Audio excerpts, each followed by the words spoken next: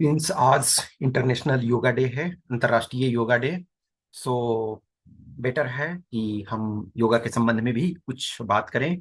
जैसा कि मैंने आपको ऑलरेडी बताया कि इस चैनल में हम फिलॉसफी से रिलेटेड बहुत सारे एस्पेक्ट्स को यूज करेंगे, और इसमें से बहुत सारी चीजें जो डे टू डे लाइफ में हम यूज करते हैं, मैं कोशिश करूंगा कि ये एकेडमिक तौर पे ना हो, हमारे कॉमन सेंस की चीजें हो जिसको हम समझ सकें। ऑब्वियसली कॉमन भी लाइफ की चीजें हैं, तो बहुत बार एकेडमिक टर्म्स आएंगे, मैं इस चीज को इनकार नहीं करता हूं, लेकिन मैं कोशिश इसको करूंगा अभी कमिंग डेज में कि ये नॉर्मल जो डे टू डे लाइफ है, जो कॉमन मैन भी समझ सकें, कॉमन पीपल समझ सकें, यस स्टूडेंट्स भी समझ सकें, एक वो पर्सन जो स्पेसिफिक फिलोसफी नहीं पढ़ रहे हैं वो भी उस चीज को समझ सके। तो आज चूंकि इंटरनेशनल योगा डे है, अंतर्राष्ट्रीय योगा डे, तो मैंने सोचा चलो ठीक है, वन जो वीडियो है इसको योगा से संबंधित चीजों को डिस्कस करें, तो हमारे जीवन में योग का महत्व है। यदि इस ईयर का हम थीम देखें तो है कि yoga for one earth one health, यानी सो हमारी धरती है, ये एक है, और सबके लिए एक तरह से स्वास्थ्य का इंश्योर करना, ये आपका योगा डे का थीम है। आप जानते हो कि जो योग है, योगा एक प्रैक्टिस भी है, एक एक्सरसाइज के फॉर्म में भी कर सकते हो, और प्लस जो है योगा जो है वो एक इंडियन फिलॉसफी का भी पार्ट है, जैसा कि आप लोग जानते होंगे, या जो नहीं जानते हैं उन्हें जानना चाहिए कि जो इंडियन स्कूल ऑफ फिलॉसफी है उसको दो भागों में बांटा गया है, ऑर्थोडॉक्स और हेटेरोडॉक्स। ऑर्थोडॉक्स वो हैं जो एक तरह से आस्तिका स्कूल ऑर्थोडॉक्स को कहते हैं, और हेटेरोडॉक्स नास्तिका स्कूल। आस्तिक और नास्तिक को फिलॉसफी के टर्म्स में ये नहीं लिया जाता है कि गॉड वाले की गॉड को मानते हैं तो आस्तिक, और नहीं मानते हैं तो नास्तिक, उस सेंस में स्पेसिफिकली नहीं माना जाता है। फिलोसफी के टर्म्स में यदि हम आस्तिक बोलते हैं, ऑर्थोडॉक्स बोलते हैं, इसका मतलब है कि वो वेदा के अथॉरिटी में बिलीव करते हैं, अथॉरिटी ऑफ वेदा। जो वेद हैं हमारे भारतीय दर्शन में यदि देखो, इंडियन फिलोसफी में देखो, तो वेद जो हैं कहते हैं वेदों को अपौरुषे, यानी कि वो मनुष्यों के द्वारा नहीं बल्कि देवताओं के द्वारा कहे गए हैं, वाक्य है, ब्रह्म वाक्य है। हम उस सेंस में बहुत ज्यादा डिटेल में अभी नहीं जाएंगे, लेकिन जस्ट है कि हमारे लिए जो वेद हैं, चार वेद हैं, वो इंपॉर्टेंट सोर्स ऑफ नॉलेज हैं। जैसा कि आप जानते हो, आप लोग में से जो विद्यार्थी हो वो उस चीज को हाल में पढ़ रहे होंगे, और जो पढ़ाई छोड़ चुके हैं उन्होंने भी कभी सुना होगा, और या जो धर्म से संबंधित चीजों को इसमें इंटरेस्ट रखते हो, पूजा पाठ में या किसी और भी चीज में नॉर्मल लाइफ जी रहे हो, तब भी आप वेद के बारे में जानते होंगे। तो वेद चार हैं, ऋग्वेद, सामवेद, यजुर्वेद और अथर्ववेद। तो जो फर्स्ट थ्री हैं, अथर्ववेद को छोड़ करके तीनों वेद को, यानी कि ऋग्वेद, सामवेद, यजुर्वेद, इनको वेद त्रयी बोलते हैं। तो जो ऑर्थोडॉक्स हैं, वो ऑर्थोडॉक्स क्या हैं, अथॉरिटी जो है डिराइव करते हैं वो वेदा से। तो उसमें सिक्स इंडियन फिलोसफी हैं, जो सांख्य और योग। देखो तीन तीन, दो दो का पेयर तीन है, तो आज चूंकि योगा है तो सांख्य और योग, सांख्य योगा के साथ है, ठीक है। फिर आपका न्याय वैशेषिक के साथ, और पूर्व मीमांसा और उत्तर मीमांसा। उत्तर मीमांसा को ही वेदांता कहते हैं, जो शंकराचार्य उसके मेन प्रोपाउंडर एक तरह से हैं, ठीक है। मतलब शंकराचार्य आगे ले जाने में जो महत्वपूर्ण भूमिका निभाते हैं वेदांत में, ठीक है ना। अदरवाइज जो है उत्तर मीमांसा बादरायण है, पूर्व मीमांसा जैमिनी, और उत्तर मीमांसा बादरायण। लेकिन यदि वेदांता यानी कि उत्तर मीमांसा को बहुत आगे बढ़ाने में सबसे जो ज्यादा भूमिका है, योगदान है, वो शंकराचार्य का है, ठीक है ना। तो जैसे राधा कृष्णन जो बोलते हैं, जैसे हमने आपको एक वीडियो में, कल के वीडियो में बताया था कि जो अल्फ्रेड नॉर्थ व्हाइट हेड कहते हैं कि जो इंटायर वेस्टर्न फिलोसफी एक तरह से it is the foot note of Plato's philosophy. तो वैसे ही हमारे राधा कृष्णन बोलते हैं कि जो एक तरह से हमारा इंडियन फिलोसफी है, जो मेजोरिटी है, वो कहीं ना कहीं आचार्य शंकर यानी शंकराचार्य के फिलोसफी पे आधारित है। तो सिक्स जो ऑर्थोडॉक्स हो जाते हैं, यानी कि सांख्य और योगा एक साथ लेते हो, और न्याय वैशेषिक, पूर्व मीमांसा और उत्तर मीमांसा जिसे, और three Orthodox, sorry three heterodox होते हैं। हेट्रोडॉक्स यानी कि जो अथॉरिटी ऑफ वेदा को नहीं मानते हैं, उसमें क्या है, जैनिज्म है, बुद्धिज्म है और चारवाक है। देखो यदि हम फिलॉसफी को लेते हैं तो हर फिलॉसफी जो है धर्म को रिप्रेजेंट नहीं करता है, कुछ फिलॉसफी हैं जो धर्म को भी अजय हैं, जैसे जैनिज्म फिलॉसफी भी है और धर्म भी है, बुद्धिज्म फिलॉसफी भी है और धर्म भी है। चारवाक जो क्या है, चारवाक मटेरियलिस्ट को कहते हैं, लोकायत भी उसको कहते हैं। तो ये एक तरह से धर्म नहीं है। या आप जो न्याय वैशेषिक, क्या ये धर्म है? नहीं। योग सांख्य धर्म है? नहीं। तो फिलॉसफी जो है वो, जो स्कूल ऑफ फिलॉसफी है वो धर्म भी है और धर्म से भी जुड़े हुए हैं और एक तरह से धर्म नहीं भी है। तो दोनों टाइप के हैं।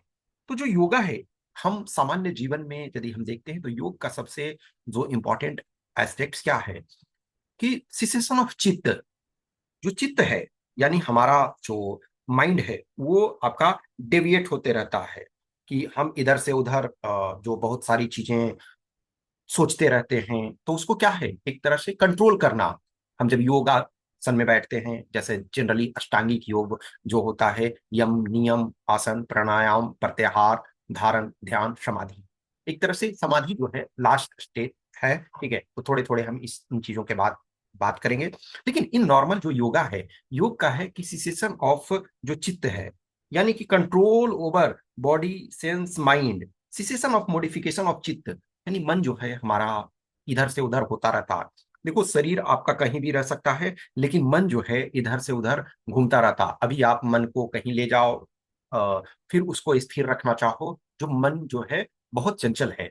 गीता में एक श्लोका है जिसका मैं बहुत बार जिक्र करता हूँ, ठीक है, अपने विद्यार्थियों के साथ। तो वो जो कहते हैं, कृष्णा कहते हैं छठे अध्याय में कि असंशयत आत्मना योगो दुष्प्राप्ति में मति, यानी कि जो असंयमित मन वाले व्यक्ति हैं उनके लिए योग की प्राप्ति दुष्प्राप्य है, यानी डिफिकल्ट है। ऐसा मेरा मत है, ऐसा मेरा ओपिनियन है जो कृष्णा बोलते हैं। तो जो हमारा मन है उसको कंट्रोल करने का एक तरह से विधि है, बहुत और सारी चीजें हैं। यानी कि जो एक तरह से control over body senses and mind. Body senses and mind, देखो बॉडी हमारा जो है फिजिकल बॉडी, जब फिजिकल बॉडी का अपने आप में कोई यूटिलिटी नहीं है जब तक कि इसमें सेंसेस और माइंड का कॉम्बिनेशन ना हो। और फिर जो आगे चलते हैं तो फिलॉसफी में सोल और ये सब का भी कंसेप्ट, सोल भी आता है। लेकिन हम फिलहाल के लिए सोल पे नहीं जाएंगे। नॉर्मली हम तीन चीजों को, बॉडी सेंस और माइंड। सेंस जो है ज्ञानेंद्रियां, आपका जैसे सपोज करो कि आपकी त्वचा है, वो क्या है, स्पर्श को करती है। जीवा यदि आपके टेस्ट को करती है।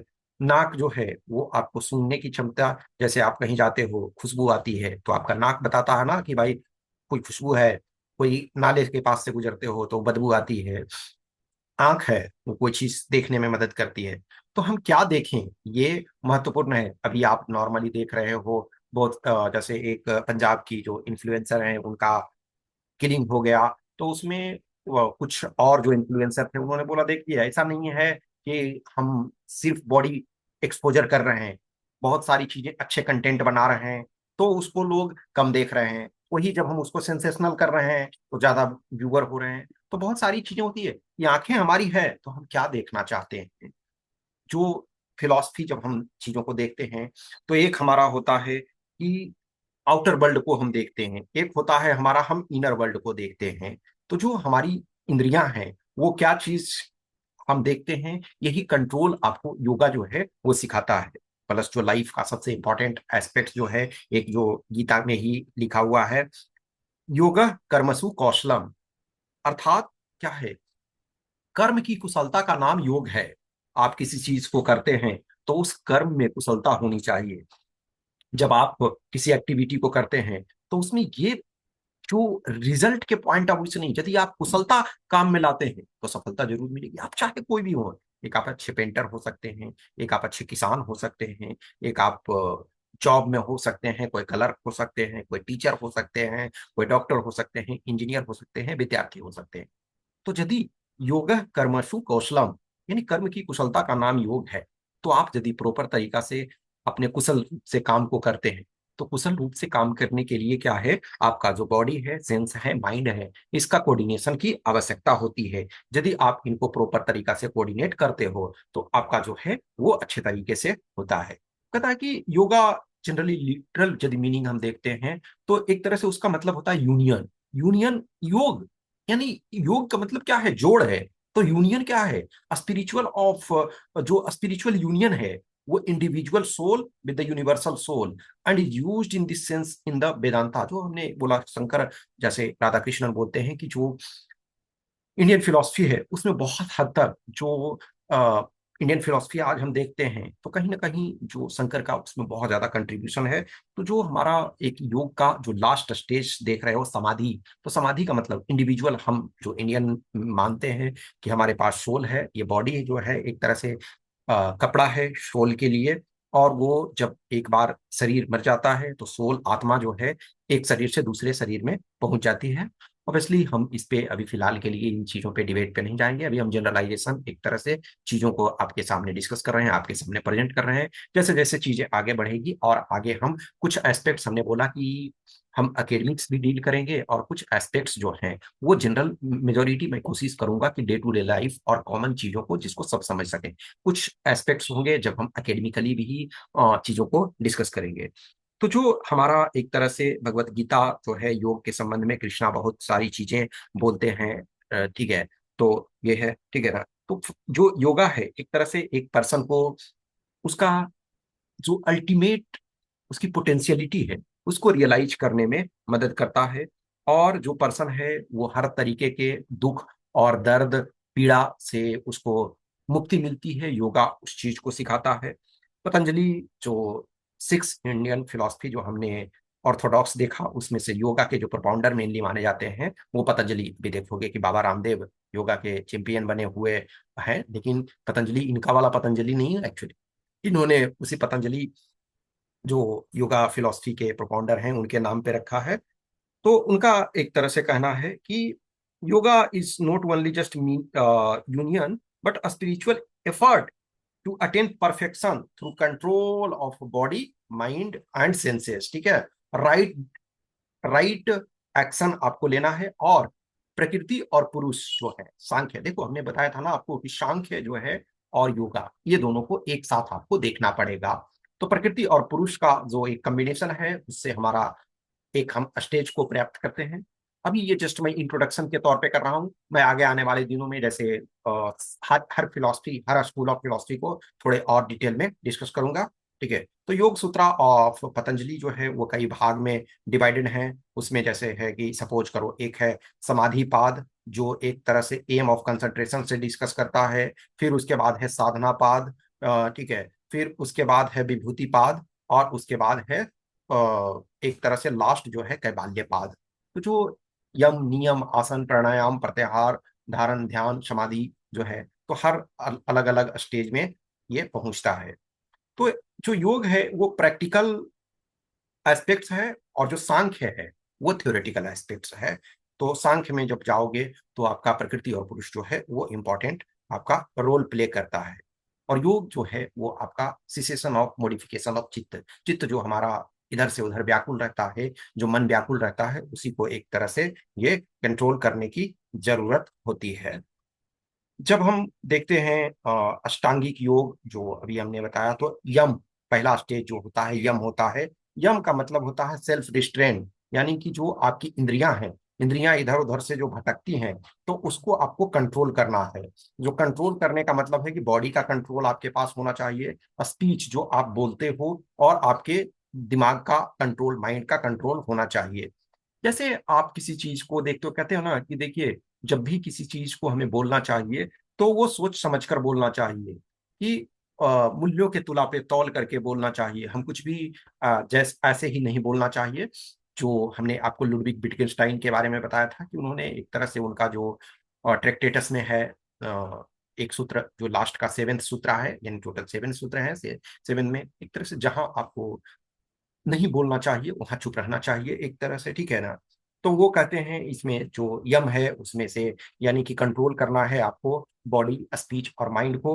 और इसमें से कुछ एस्पेक्ट्स होते हैं उसको आपको कंट्रोल रखना है। जैसे नॉन वायलेंस होना है, यानी कि अहिंसा को फॉलो करना है, यानी कि जो हिंसा आपको नहीं करना है, सत्य के साथ रहना है, ट्रूथ आपको करना है, नन स्टीलिंग यानी कि चोरी नहीं करना है, अस्तेय। उसके बाद आपका जो होता है एक सेलिबेसी ब्रह्मचर्य, और नन पोसेशन यानी अपरिग्रह।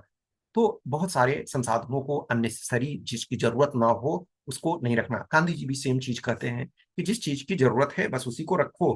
तो यानी कि इसमें जो है एक तरह से यम में है कि आपको नॉन वायलेंस रहना है, अहिंसा को फॉलो करना है। उसके बाद आपको सच बोलना है, चोरी नहीं करना है, बहुत सारी चीजों को संग्रह नहीं करना है जितनी जरूरत हो उतनी, और प्लस ब्रह्मचर्य का पालन करना है। नियम नियम यदि देखो तो एक तरह से क्या होता है, रूल, यानी कि पॉजिटिव रूल ऑफ कंडक्ट। तो पॉजिटिव रूल ऑफ कंडक्ट का मतलब है कि आपको प्यूरिटी यानी कि शौच सही तरीके से अपना, देखो हमारे इंडिया में या जो भी है, बोला जाता है ना कि जैसे ही आप जागते हो, वो थोड़े से पानी पीते हो, उसके बाद जाते हो नित्य क्रियाक्रम के लिए, डे टू डे एक्ट के लिए, यस हमें पहले शुद्ध होना है, फिर उसके बाद लोग स्नान ध्यान करते हैं। तो ये सारी चीजें जो है इसमें एक तरह से नियम में है कि आपको पॉजिटिव कंडक्ट को रखना है। फिर उसके बाद आसन तीसरा है। तो आसन में एक तरह से है कि पोस्चर, कि आप किस ढंग से, जैसे ये जब मैं एज ए ये एक तरह से सेकेंड योगा डे जब सेलिब्रेट किया जा रहा था 2016, तो 2016 का ये फोटोग्राफ है उस जगह पे, ठीक है ना, जब हम लोग का शुरू में हो रहा था, तो ये बीच बीच में योगा हम लोग करते थे, तो उसी टाइम का है। तो आसन में आपको करेक्ट जो आपका पोस्चर होना चाहिए वो सही होना चाहिए। उसके बाद प्राणायाम। प्राणायाम का मतलब क्या होता है कि आपको ब्रीथ कंट्रोल होना चाहिए, सांसों का। जैसे जब हम रनिंग वगैरह करते हैं, आप रनिंग करते हो तो क्या होता है, ब्रीदिंग कंट्रोल सबसे इंपॉर्टेंट एस्पेक्ट होता है। वंस आप ब्रीदिंग कंट्रोल सीख गए तो फिर आपके लिए चीजें आसान होती है। उसके बाद जो होता है प्रत्याहार। प्रत्याहार का मतलब होता है सेंसेस पे कंट्रोल रखना, और सेंसेस जो इधर उधर भटकते रहते हैं, जैसे जब आप कंसंट्रेशन धीरे धीरे करने लगते हो तो आपका मन इधर उधर जाता है। जैसे एक विद्यार्थी होता है जब पढ़ने लगता है तो उसका जो दिमाग होता है इधर उधर, क्या हम टॉप कर जाएंगे, क्या सिलेक्शन होगा, मेरे से अच्छे थे उनका नहीं हो पाया। एक किसान है, यदि वो फसल लगाने जा रहा है तो वो सोचता है कि कितना प्रॉफिट होगा, क्या समय पे पानी पड़ेगा, इंद्रदेव वर्षा कराएंगे, या हमारे पास समय पे हमें खाद मिल जाएगा, समय पे हमें ट्रैक्टर मिल जाएगा, बहुत सारी समस्याएं। तो प्रत्याहार में क्या है कि जो सेंसेस हैं इधर उधर जो जाते हैं उसको हमको कंट्रोल करना है। फिर उसके बाद धारण है। तो ये है फिक्सिंग ऑफ माइंड है, जो जिस चीज पे हम जैसे अब जब मेडिटेशन करने लगते हैं, जब ध्यान करने लगते हैं, तो किसी चीज पे एक टिकाते हैं। अब उसके बहुत सारे अलग अलग डायमेंशंस हैं, पूरी इसमें हम नहीं करना चाहेंगे। लेकिन धारणा का मतलब एक तरह से है कि आप अपना प्रॉपर कंसंट्रेशन किसी चीज पर लगाना है। उसके बाद ध्यान। ध्यान भी देखा जाए तो धारणा क्या है कि मेडिटेशन का प्रिपरेशन है, और ध्यान जो है वो आपका मेडिटेशन है। And consist of undisturb flow of thought round the object of meditation, जिस चीज के बारे में सोच रहे हैं। अब इसमें से देखो बहुत सारी शब्दों का खेल होता है, जैसे लुडविग विटगेंस्टाइन, बार बार मैं लुडविग विटगेंस्टाइन, नीचा, ये सब का यूज करूंगा। तो लुडविग विटगेंस्टाइन जो है वो जो एक तरह से फिलोलॉजी के पर्सन है, यानी कि जो बहुत सारे लैंग्वेज हैं, लैंग्वेज पर बहुत सारा उन्होंने जोर दिया है। तो लैंग्वेज बहुत मायने रखता है। अब उसमें से यदि एक्सप्लेनेशन होगा, तो मेडिटेशन बोलोगे तो मेडिटेशन एक्चुअली ध्यान का प्रॉपर ट्रांसलेशन नहीं होता है, आप ओशो को भी सुनोगे तो यही चीजें बोलेंगे। फिर लास्ट है एक तरह से समाधि। तो समाधि जो है फाइनल स्टेप ऑफ योगा है। इट्स मीन्स एक तरह से एक union of individual soul to universal soul, ठीक है। तो ये आपके बेसिक चीजें हैं। तो योग का मतलब यदि हम सिंपल देखते हैं तो जो योगा है उसमें से एक तरह से, अब जो सांख्या देखा जाए तो एथेइस्टिक है, यानी अथेइस्टिक मतलब है कि वो गॉड में बिलीव नहीं करते हैं। लेकिन जो आपका योगा है वो गॉड में बिलीव करता है। जैसे ही आप बोलते हो कि हमारा जो इंडिविजुअल सोल है वो यूनिवर्सल सोल से मिलेगा, तो कहीं ना कहीं आप गॉड में लाते हो। तो ओरिजिनल सांख्य जो है वो आपका गॉड में बिलीव नहीं करता है, लेकिन लेटर जो है बहुत सारे चीजें आ जाती है, ठीक है। जैसे आप देखोगे कि जो गीता है, भगवत गीता है, तो कहीं ना कहीं बहुत सारे चीज उसमें सांख्य फिलॉसफी से लिया गया है। तो गॉड उसमें से है, डिवोशन ऑफ गॉड जो है इंपॉर्टेंट पार्ट है। लेकिन जब हम common day to day life में देखते हैं तो गॉड का इसमें बहुत सारा एस्पेक्ट्स लाने की जरूरत नहीं है। हम चूंकि normal day to day life के एस्पेक्ट्स में योगा को देख रहे हैं, जब हम एकेडमिकली और सारी चीजें डिस्कस करेंगे तो हम फर्दर वो इलाबोरेशन, वो लंबे वीडियो बनेंगे। और सिर्फ जो 6 इंडियन फिलोसफी है तो ऐसा नहीं है सिर्फ 6, उसके लिए मे बी 20, 30, 40 वीडियोस बनाने पड़ेंगे, और उसमें से धीरे धीरे करके, देखो हर टाइप के लोग होते हैं, किसी को एकेडमिकली थोड़ा जानना है, किसी को इंटरेस्ट के लिए जानना है, किसी को है जस्ट हमको कॉमन अंडरस्टैंडिंग होनी चाहिए हमारा फायदा क्या होता है। कॉमन मैन होते हैं, जो नॉर्मल पर इंसान होते हैं, वो डे टू डे लाइफ में देखते हैं कि इसकी यूटिलिटी क्या है। बहुत सारी चीजें, जब मैं घर जाता हूँ तो कुछ चीजों को के बारे में जब डिस्कस करता हूँ, तो घर वाले जो होते हैं कि वो बोलते हैं कि ठीक है, हम और इसका फायदा क्या होता है। बहुत लोग होते हैं कि मॉनेटरी बेनिफिट के तौर पे देखते हैं, बहुत लोग होते हैं कि यस इससे हमारा एकेडमिकली फायदा होगा, या इससे हम एग्जाम में अच्छे कर पाएंगे, या कुछ ऐसे हैं कि हमारा जीवन में क्या परिवर्तन होगा। जैसे बहुत सारे लोग देखोगे कि कहीं जाते हैं सत्संग में या कुछ और चीजों में धार्मिक, तो उन्हें लगता है कि हमें जीवन में शांति मिलेगी। तो योग जो है, हम सिर्फ यही नहीं समझे कि योग किसी धर्म से जुड़ा हुआ है। यस, योग में गॉड का कंसेप्ट है, और योग में जो है कि इंडिविजुअल सोल जो है यूनिवर्सल सोल से आपका मिलन का आखिरी जो है समाधि की अवस्था जो है वो होती है, और अंतिम एक तरह से कैवल्य पाद जो है वो उसी का डिस्क्रिप्शन करता है।